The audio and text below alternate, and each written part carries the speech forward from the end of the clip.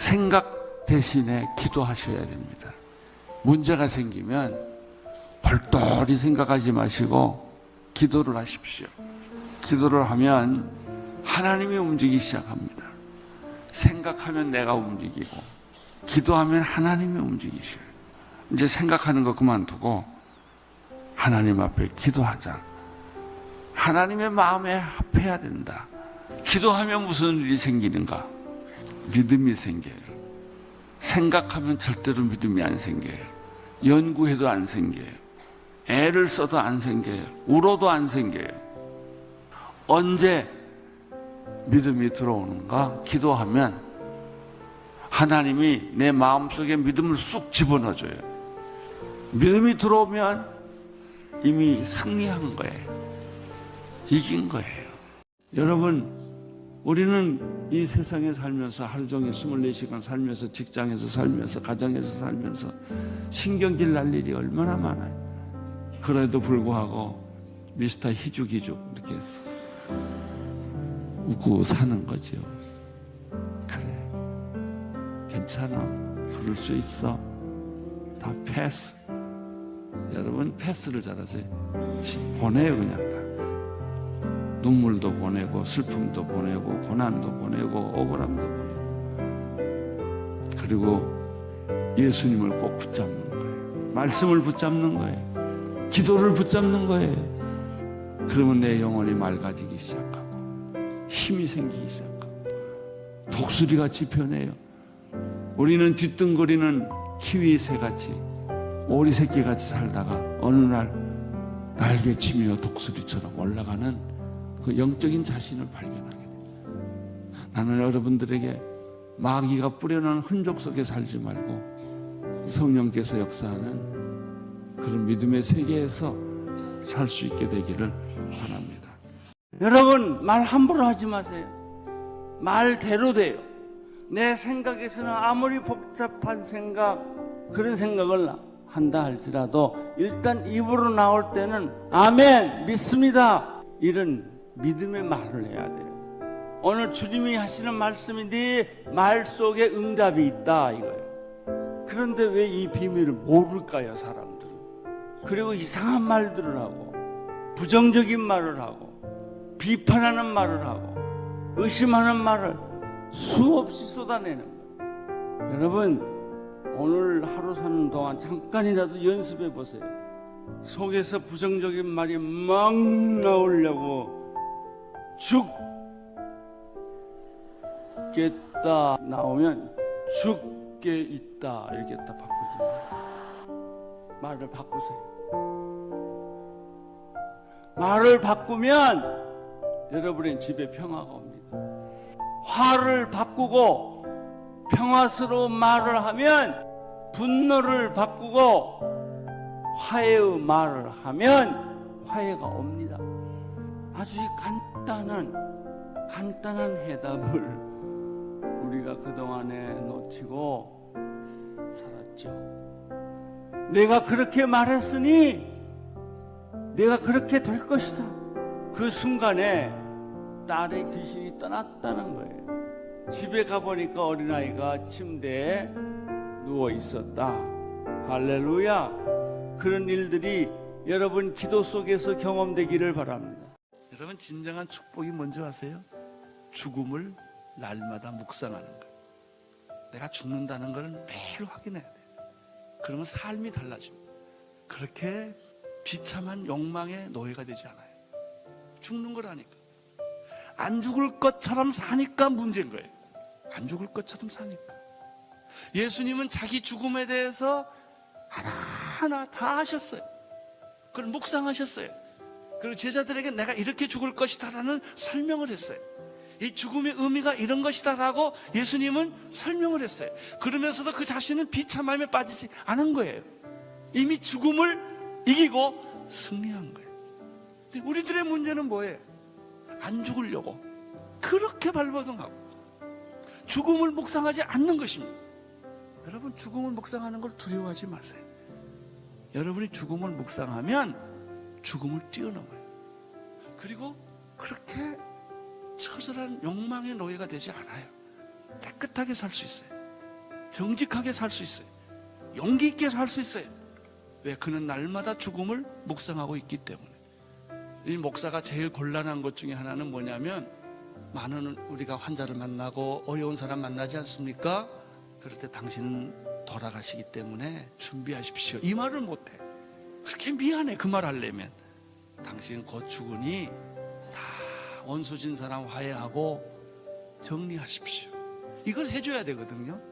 그 죽음을 준비하도록 도와줘야 되는데, 당신이 6개월, 3개월 정도 사니 이 기간 동안에 당신이 마지막 정리를 깨끗이 하고 죽을 때 기쁘게 하나님 나라 가세요, 이 말을 해줘야 되는데, 믿음은 삽니다, 맨날 이 말만 해요.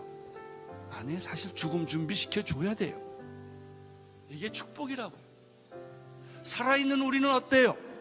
죽음 준비해야 합니다. 매일매일 내가 내일 죽는다 할지라도 후회 없이 하나님 나라 가겠다, 우리는 언젠가 죽는다, 죽음을 묵상하는 게 결코 나쁜 게 아니란 말이죠.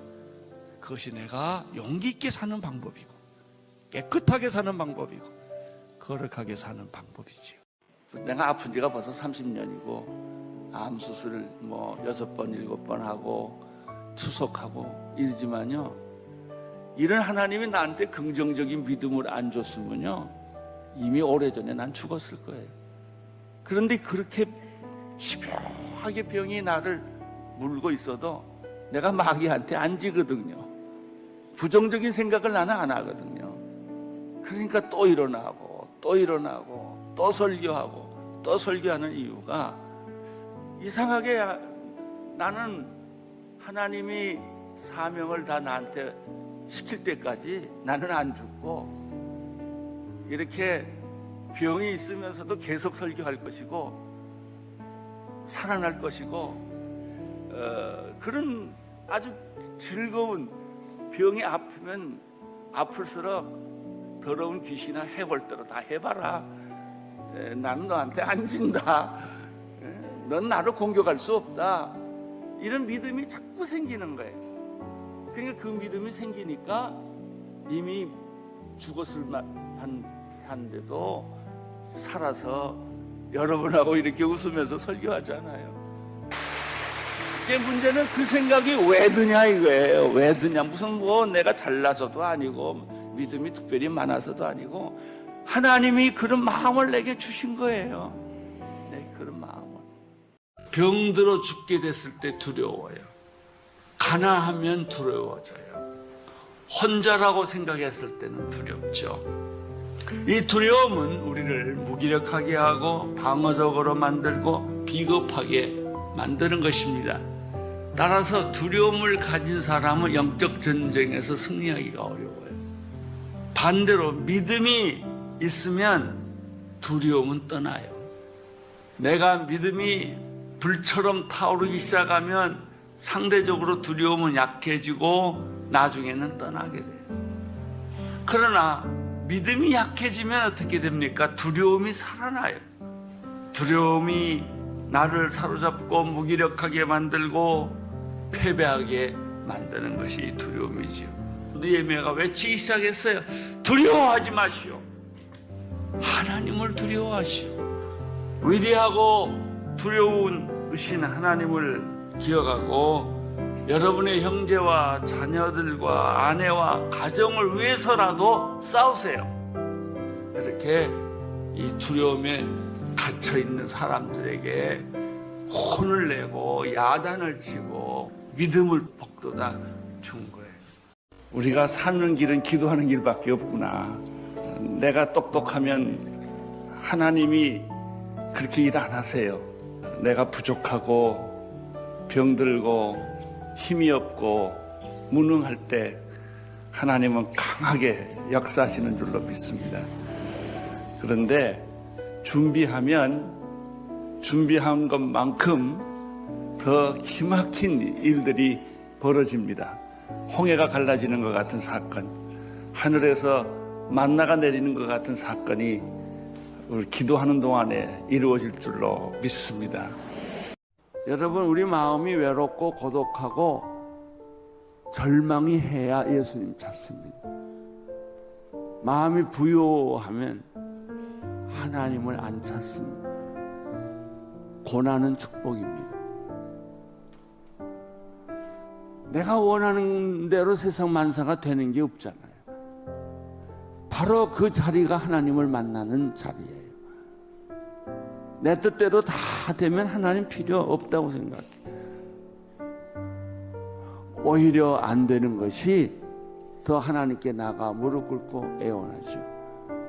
집에 자식이 아파봐요. 새벽기도 당장 오지. 하나님의 역사는 우연히 만들어지지 않아요. 여러분의 인생은 우연히 만들어진 것이 아니에요.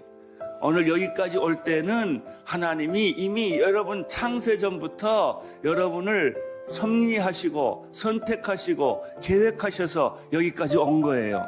안심하십시오. 여러분, 하나님은 나를 그냥 되는 대로 이끌어주는, 환경대로 이끌어주시는 분이 아니라 계획해서 창세전에 이미 하나님께서 나를 택하셔서 만드신 거예요. 결론은 뭐냐면 이렇게 살지 말라는 거예요. 이게 여러분의 결론은 아닙니다. 여러분의 결론은 더 아름답습니다. 더 영광스럽습니다. 여러분의 인생은 더 찬란한 것입니다. 하나님은 여러분을 보배롭고 존귀하게 만들어 주신다고 하지 않았습니까? 분명히 믿으십시오. 여러분의 자녀의 인생도 더 좋아질 것입니다. 여러분의 인생도 더 좋아질 것입니다. 하나님이 우리를 향하는 계획은 놀라운 것입니다. 그 계획을 하나님은 포기하지 않습니다.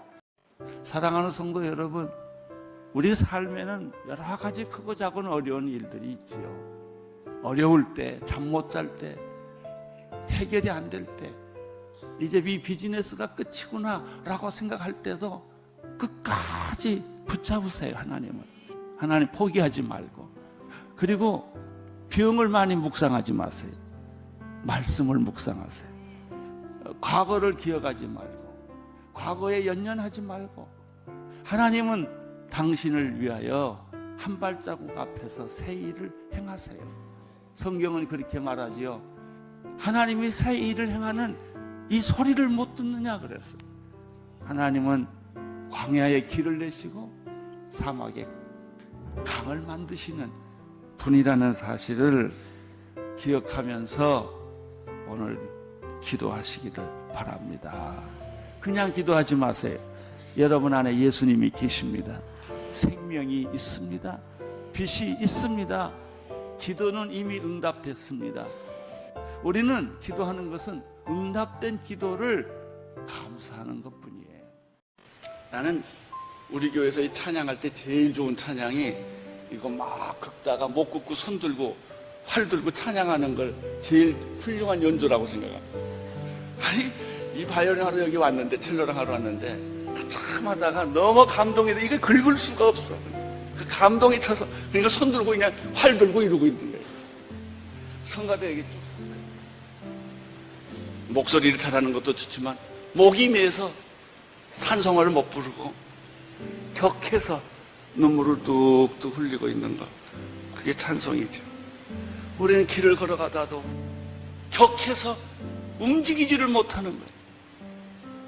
그 하나님이 내게 너무 충만하네, 너무 황송하니까 감당할 수가 없었어. 이게 딱 잡는 거예요. 이게 예배입니다. 여러분, 혹시 마음에 고통이 있습니까? 상처가 있습니까? 혹시 지난주에 암에 걸렸다는 통보를 받으신 분 계십니까? 혹시 여러분 가정에 위기가 있습니까? 저는 오늘 이 말씀을 붙들고 여러분에게 권면하고 싶습니다. 고통과 아픔을 묵상하지 마세요. 그러면 더 고통스러워요. 하나님을 묵상하세요. 여러분, 내게 부딪히는 현실적인 문제, 우리는 그것 때문에 반 죽게 됐거든요. 그걸 묵상하지 말고 누구를 묵상해요? 하나님. 그래서 하나님을 보라 그랬습니다. 환경을 보라 그러지 않았고 네가 하나님을 봐라. 그분은 행하신다. 그분은 기적을 베푸신다. 그분은 우리를 물 위로 걷게 하신다. 그분은 안전뱅이를 일으키시고 봉사 눈을 뜨게 하시고 귀머거리 귀를 열게 하시고, 그분은 가늠하다 현장에 붙잡힌 한 여자의 외로움과 고독과 견딜 수 없는 그 인생의 좌절을 안아주시는 분이시다. 자, 이 시간에 한번 실습해 봅시다. 실습 한번 하고. 마음이 아픈 사람은 가슴에 손을 대세요.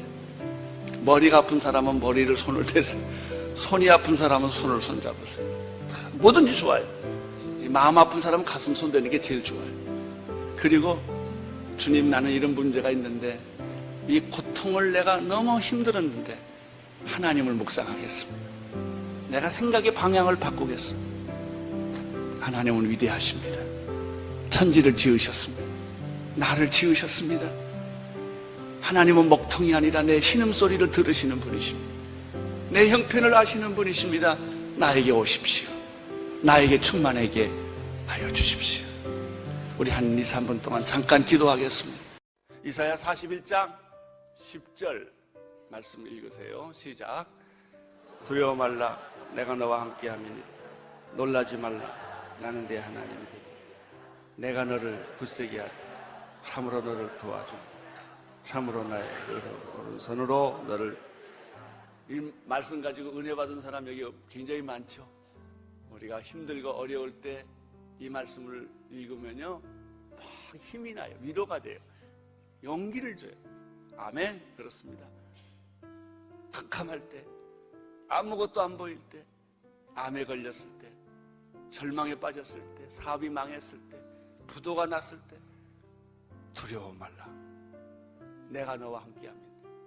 이 말을 들은 사람이 누구냐면 바울이 유라굴로 광풍 속에서 열흘 동안 태풍 속에서, 폭풍 속에서, 빛이 하나 없는 그 칠흑 같은 파도 속에서 다 죽었을 때 하나님이 들리는 음성이 이 말이었어요. 두려워 말라, 너 죽지 않는다. 내가 로마에 가서 나를 증거해야 할 것이다. 너와 함께 있었던 사람은 한 사람도 죽지 않을 것이다. 이 음성을 듣잖아요. 나는 오늘 여러분의 귀에 이 하나님의 음성이 들리기를 축원합니다. 바울이 신라와 더불어 감옥 속에서 하나님의 음성 듣잖아요. 여러분, 가장 어려울 때, 가장 힘들 때, 희망이 끊어졌을 때 하나님의 음성에 귀를 기울이세요. 두려워 말라. 예수 믿고 나면 자꾸 이 생각이 들어요. 하나님, 나 같은 것을 어찌하여 선택해 주셨습니까? Why me? 왜 납니까? 바다의 수많은 머리 아래서 하나의 머리알을 짚듯이, 하늘의 수많은 별들 중에서 하나의 별을 택하듯이 하나님은 어떻게 그 수많은 수천 년의 역사 속에 태어난 수많은 인류 중에서 하필이면 나를 당신의 자녀로 삼아 주십니까? 그런 생각이 드는 거예요. 사도 바울은 에베소에서 그렇게 말했어요. 나 하나를 택한 것은 기절할 만한 사건이다. 어떻게 하나님이 나를 택해서 내 이름을 아시고 나를 존귀한 자라 부르시고 나의 인생 전체를 다 어루만지시는 하나님, 그것을 깨달을 때 눈물이 나기 시작하는 거예요. 진짜 예수 믿는 사람은요, 한 달 동안 울어요. 너무 놀라서, 너무 충격을 받아서. 하나님, 어찌하여 나를 선택해 주셨습니까? 하나님, 나는 자격이 없습니다. 나는 아무 자격이 없는데 어찌하여 하나님이 나를 불러주십니까? 예수님은 언제나 환자들에게 이렇게 말했습니다. 내가 낫고자 하느냐? 내가 무엇을 원하느냐? 내가 능히 이 일을 할 것을 내가 믿느냐? 이런 질문이에요. 다시 말하면 예수님의 기적에는 반드시 인간의 의지와 결단을 요구한다는 것입니다. 예수님은 십자가에서 피 흘려 돌아가셨습니다. 그렇다고 여러분이 자연히 구원받은 건 아니에요. 그럼 여러분이 구원받으려면 어떻게 돼야 됩니까? 내가 의지적으로, 내 의지와 내 결단으로 주님, 내가 믿겠습니다 라고 말하라는 거예요. 자기 의지를 표현하라는 거예요. 자기의 결단을 표현하라는 거예요. 여러분, 내 의지와 내 결단이 기적을 끌고 오는 것은 아닙니다. 그러나 하나님의 기적, 하나님의 능력을 가져오기 위해서는 당신의 의지와 당신의 결단을 필요로 한다는 거예요. 귀신 들린 아이의 아버지가 예수님께 이렇게 말합니다. 선생님이요, 할 수만 있거든 내 아들을 고쳐주십시오. 그러니까 예수님이 병 고쳐주기 전에 그 사람 말부터 고쳐줘요. 네가 그런 식으로 기도하니까 아무것도 안 일어나지. 할 수 있거든이 무슨 말이냐? 믿는 자에게 뭐가 능치 못함이 없느니라. 내가 이런 믿음을 가지고 기도했다면 상황은 달라진다. 그러니까 이 아이의 아버지가 뭐라고 말해요? 말을 바꿔요. 주여 내가 믿습니다. 근데 믿어지나요? 말은 바꿨는데 안 된단 말이에요. 이게 우리 고민이에요. 말도 바꿨고 아멘 할렐루야 다 했는데 아무 일이 안 일어나요. 왜 그런 줄 아세요? 진짜 믿음이 없으니까 그냥 입만 변했지 실제는 안 변했거든. 그러니까 이 남자가 예수님께 이런 말, 아버지여 내가 믿습니다 라고 보니까 믿음의 실체가 없는 거예요. 나의 믿음 없는 것을 도와주십시오. 이렇게 기도해요. 이때 믿음이 생기기 시작해요. 여러분 오늘 기도할 게 이거예요. 믿음 없는 걸 도와주십시오. 안 믿어집니다. 믿음이 이렇게 왔다가 피상적으로 겉모양만 타치하고 그냥 가버렸어요. 그래서 입에서 내가 주기도 못하듯이 그냥 계속 중얼거리는 거예요. 근데 아무리 중얼거려도 아무 일이 안 일어나는 거예요. 왜냐하면 당신의 마음 깊은 곳에서 이성의 벽을 깨고 육신의 벽을 깨고 지식의 벽을 깨고 하나님의 영적인 말씀을 받아들이지 않기 때문에 이 싸움이에요. 결국은 나와의 싸움의 문제로 이 문제는 돌아갑니다. 여러분, 해답을 알고 있는 사람은 언제나 마음이 넉넉합니다. 조급하지 않아요. 여러분에게 조급함이 떠날지어다. 우리는 조급해서 일을 망칠 때가 참 많습니다. 기다리면 하나님이 보름달처럼 꽉 찬 축복을 줘요. 뜬감은 먹지 마세요. 익은 감을 먹으세요. 조금 기다리면 돼요. 왜 하나님은 우리에게 기다리게 하는가? 성숙한 축복을 주기 위해서. 왜 어린아이를 어머니 뱃속에서 10달을 키우는가? 5달 안에 내려오면 죽으니까 10달까지 채워야 돼요. 기도의 응답이 그런 거예요. 오늘 당장 기도의 응답이 안 온다고 하나님이 거절했다고 생각하지 마세요. 하나님은 내가 시간을 가지고 있을 때 하나님도 자기 시간을 가지고 계세요. 당신의 시간. 하나님의 시간하고 내 시간이 안 맞아서 그렇지 우리는 내 시간에 응답하라고 하나님께 조르죠. 지금 당장 이 시간에 응답하라고 하니까 응답은 주겠는데 그러면 너 죽어. 조금만 기다려. 하나님의 생각이에요.